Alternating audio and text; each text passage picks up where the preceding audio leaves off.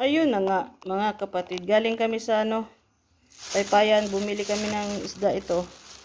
At pagdating namin dito, meron ng itlog at repolyo dito sa labas. So, ibig sabihin, dumating si Bossing. So, ayan mga kapatid. Ipakita ko sa inyo yung aking biniling fish. Ilagay muna natin sa maayos yung itlog, baka mabasag ba.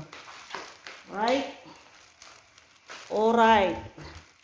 Ito mga lods.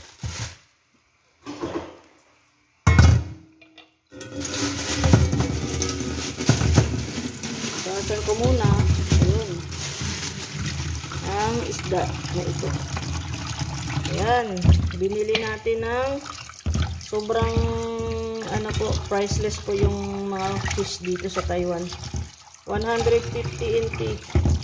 Ito, isang piraso sa pera natin. Ang 150 is mataba siya, nagmamantika na agad